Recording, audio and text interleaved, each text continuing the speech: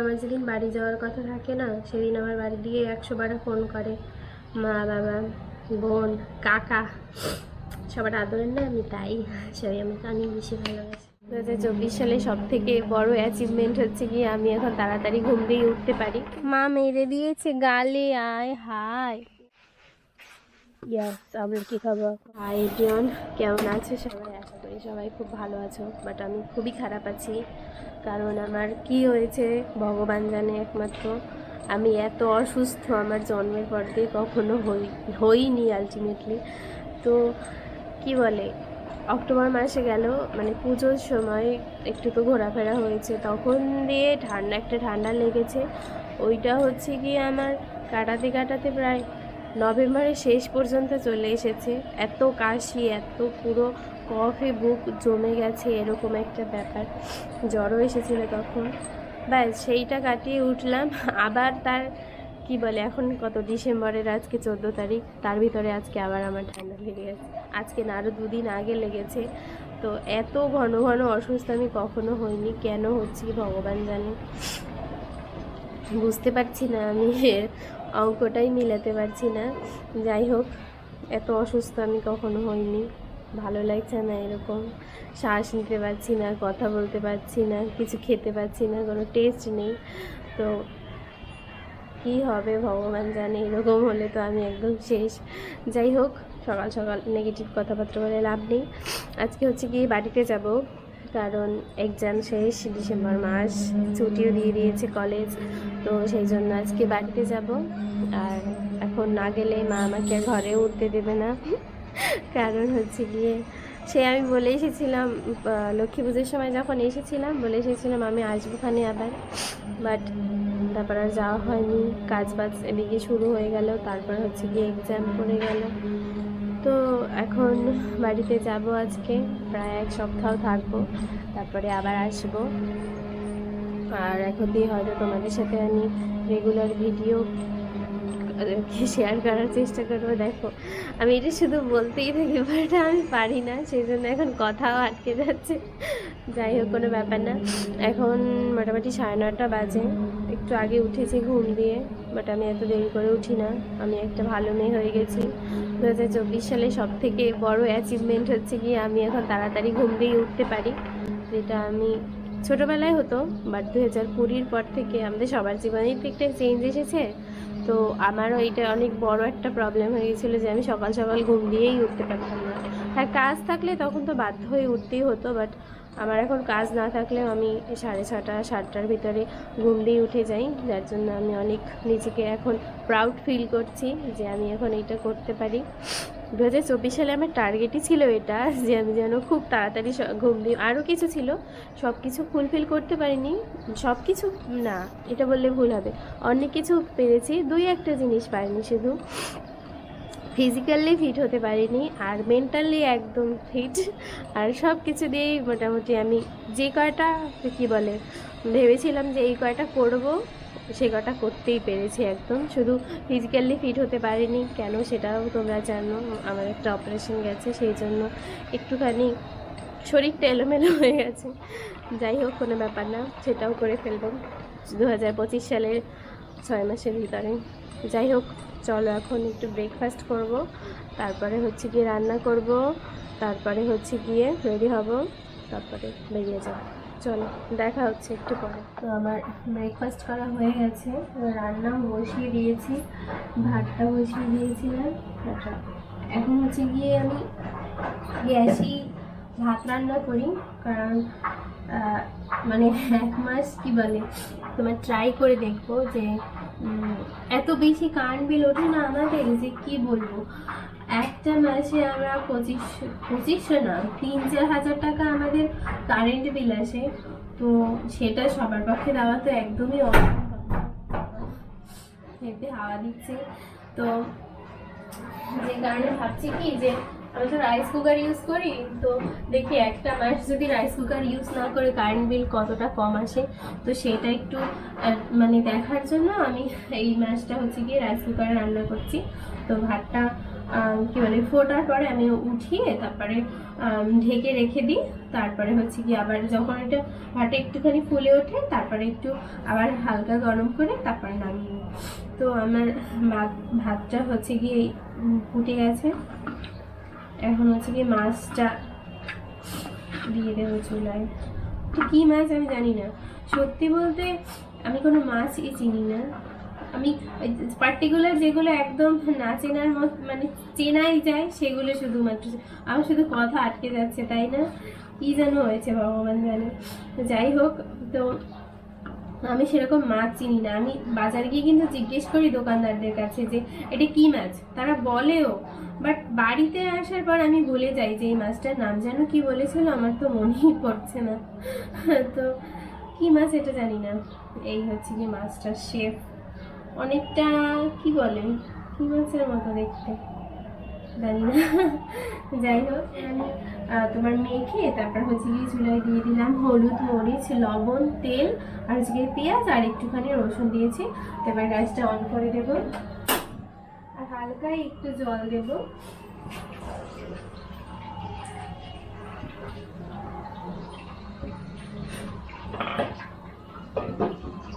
আর হচ্ছে গিয়ে আজকে লাউ রান্না করছি, তো সেটাও হয়ে গেছে। এখন শুধু ফোড়ন নিয়ে দিলে হয়ে যাবে।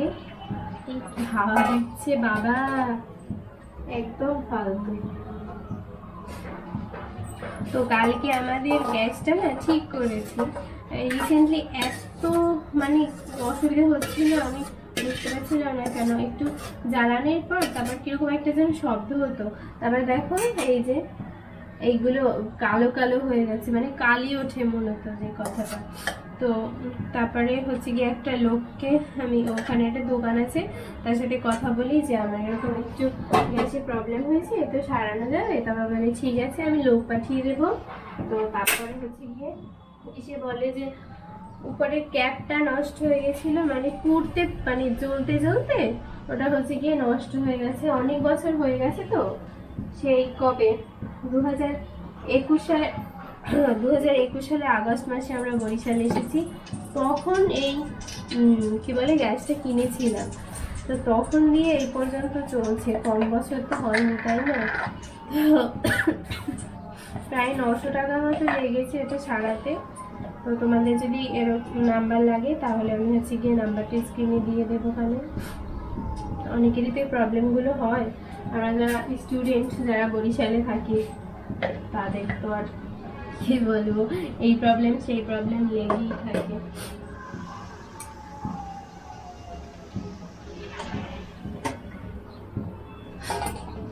আমি ভেবেছিলাম কি এবছর হয়তো ঠান্ডাই পড়বে না, বাট আমি যেটা ভাবি আমার সাথে সবসময় তার উল্টোটাই হয়, কেন জানি না। তো একদম না দেখবে নভেম্বর মাসটা কিন্তু আগের বার অনেকটাই ঠান্ডা পড়ে গেছিলো, কি বলো? বাট এবছর কিরকম যেন একটা বেশি একটা, প্রায় ডিসেম্বরের 7-8 তারিখ পর্যন্ত আমি তো বলতে গেলে ফ্যানই চালিয়েছি, বাট তারপরে ওরে বাবা কি যে ঠান্ডাটা আসলো, আর আমার ঠান্ডাও লেগে গেল। যাই হোক, কোনো ব্যাপার না, যখন হয়েছে এখন এটা নিয়েই চলতে হবে। তো আমার মাছ তো বসিয়ে দিয়েছি, লাউ হয়ে গেছে, ভাতটাও হয়ে যাবে এখনই। তো তারপর হচ্ছে গিয়ে স্নান করব, স্নান করে একদম রেডি হয়ে যাব। তো রান্না শেষ করি, তারপর দেখা হচ্ছে। তো আমি চলে এসেছি, কয়টা বাজে? 12:23 বাজে। সব কিছু রেডি করে আস্তে আস্তে একটুখানি রেডি হয়ে গেল, কারণ আমার 12:30টার বাসে ওঠার কথা ছিল। যাই হোক, কোনো ব্যাপার না, চলো। বাট আমি অনেক কনফিউজড যে কী পরে যাব, মানে কি জ্যাকেট পরবো নাকি ওভারকোট পরবো, বাইরে কতটা কি ঠান্ডা সেটাও বুঝতে পারছি না। ওটাকে খোপাই বেঁধে যাই। আর আমার যেদিন বাড়ি যাওয়ার কথা থাকে না, সেদিন আমার বাড়ি দিয়ে 100 বার ফোন করে মা, বাবা, বোন, কাকা, সবার আদরের না আমি, তাই সবাই আমাকে অনেক বেশি ভালোবাসে। সকালে উঠে মাকে বলছি কি যে মা একটু কখন গাড়ি থেকে উঠবো, বলে একটু দেরি করে ওঠ, সমস্যা নেই। বাবা বলছে অসুস্থ, রাতে সমস্যা নেই, চলে এসো, আমি এসি মঠবাড়িয়ে দিয়ে ডাক্তার দেখিয়ে দেবো ওখানে। আমি বলি তাও আমাকে আজকেই যেতে হবে। চলো যাই, অনেক দিন বাড়ি যাওয়া হয়ও না তো।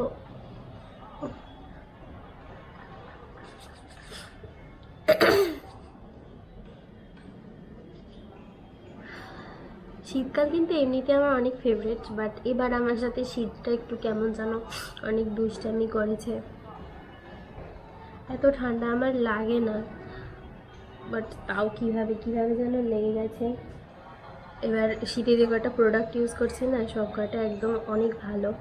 তো একটা ক্রিম ইউজ করছি, ZN নিউ, একটা আগে কখনো ইউজ করিনি, ওটা ভীষণ ভালো, মানে ময়শ্চারাইজার যেটা। আর হচ্ছে গিয়ে এই একটা তোমার লিপ বাম বলতে পারো, একটা অ্যাভোকাডো, এটা 100 টাকার মতো দাম নিয়ে, 100 টাকাই, হ্যাঁ 100 টাকা। সুন্দর একটা, অনেক সুন্দর থাকে লিপসটা, আর হচ্ছে গিয়ে অনেক সুন্দর কালারও হয়। চলো, আমার তো সাজগোজ করতে আর বেশি সময় লাগে না, কারণ আমি সাজতে খুবই অপছন্দ করি, মানে যেইটুকু দিই ব্যাস ওইটুকুই, এক্সট্রা কোনো কিছু আমার পছন্দ না। বাট আমি অনেক কনফিউজড, আমি কি পরবো, বাইরে কতটা ঠান্ডা বুঝতেই পারছি না। শেষ আমার রেডি হওয়া, এখানে বসলে আমার মুখটা পুরো ঝলসে যায়, তাই না? তার উপরে আবার একটা সাদা রঙের গেঞ্জি পরেছি। যাই হোক, চলো এবারে দেখি কি জ্যাকেট পরা যায়, তারপরে হচ্ছে কি একদম বেরিয়ে পড়বো, ব্যাগ ট্যাগ সব গোছানো। চলো, তারপরে রেডি হয়ে একদম বেরিয়ে গেলাম। আর এখন 3 ঘন্টা ধরে আমাকে বাসে বসে থাকতে হবে, তারপরে হচ্ছে গিয়ে মঠবাড়িয়াতে পৌঁছাবো, ওখান দিয়ে আবার অটোতে করে তারপরে আমাদের বাড়িতে যেতে হবে। তো ভাগ্যটা খুব ভালো ছিল আজকে, যাওয়ার সাথে সাথেই বাসটা একদম ছেড়ে দিয়েছে। কারণ রিসেন্টলি এমন একটা বাজে জিনিস হচ্ছে না, বাস ছাড়ার কোনো টাইম টেবিলই নেই। আগে তো রূপাতলি দিয়ে যে কোনো ধরো 10:30 11:30 এরকম একটা টাইমে ছাড়তো, আর মঠবাড়িয়া দিয়ে হচ্ছে গিয়ে 10:50 9:50 এরকম একটা টাইমে ছাড়তো। বাট সেটা এখন নেই, যখন ইচ্ছা তখন বাস ছেড়ে দেয়, যার জন্য আমার খুবই বিচ্ছিরি লাগে। তো দেখতে দেখতে তো চলে আসলাম, এই তো এখন আমার জন্য সবাই ওরা অপেক্ষা করছিল এখানে। আচ্ছা, সব গাড়িতে উঠে লিয়ে যাবো। এই নেন। মোবাইল দেওয়ার আগে এই আসি। ফোন করার আগে হ্যাঁ, তুই না নিতে পারবি। না, ওই কেটে দে। ও মা, সোনা পাখিটা কোথায়? সোনা পাখিটা গালে কি হয়েছে শুনি? কি হয়েছে শুনি? শুনি কি হয়েছে আপনার? হয়েছে। মা মেরেছে তাই না? মা মেরে দিয়েছে গালে। আয় হায়, আয় হায়। ওকে, কেমন আছো?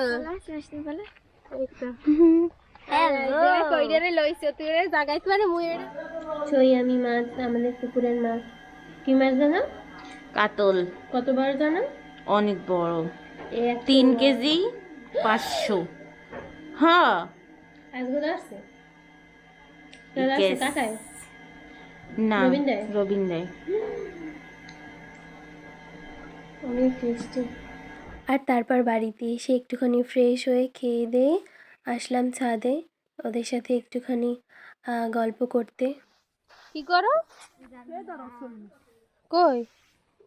খালি এই সানসেটে ফেদার, ওই সানসেটে ফেদার। ওই যে ওই যে পাতাটার নিচে কই বাতার নিচে আছে গ্রিন কালার। গ্রিন কালার, আবার গ্রিন কালারের মধ্যে গ্রিন কালার। রিটের কথাই ধর পড়বো না। কোন পাশে কোথায় দূরি? ও আচ্ছা, ওই কেমনে দেখিস তাই একটু ধরো। কি ধরবে? দিদি তো বলো, এটাই কাম ছাড়া। কামার তো দিদি কোমরে দড়ি লেগে এদিক কান্নে ধর দিয়েছে আর ওই পড়ে এটাই আর কাজ হইবে না বাইডি। এই তো কই মধ্যে ঢুকাইছো ও ও কি করছে রাগ হইয়া মারছে এমন জোরে সিট দিয়ে গেছে হইলে মই মই আর একটু রাখ দে হ্যাঁ আর আশা ছেড়ে দাও বন্ধুগণ ওই নড়লে পারা যায় আরে পারা গেলে হইবে না যা যা আমার আমলকি খাওয়া ওঠ ওই না একটা সুন্দর সেই আমলকি পাবে হ্যাঁ না না অনেকগুলো পারবে ওই ওই জায়গা দিয়ে ওই ছাদ দিয়ে পার ওরে মা জমের আমলকি হয়েছে দিহি ওরে বাপ রে আয় হায় কিন্তু মরে যে পাড়াই ছাই একটু ভালো না একটু ভালো ছিল না সব কিরম যেন ওই পচা পচা হয়ে গেছিল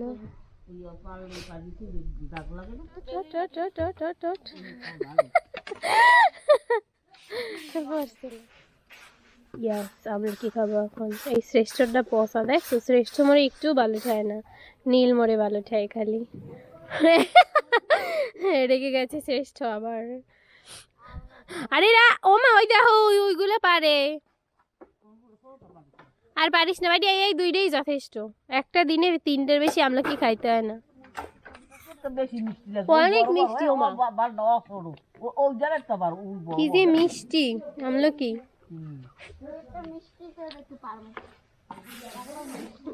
কি না গম না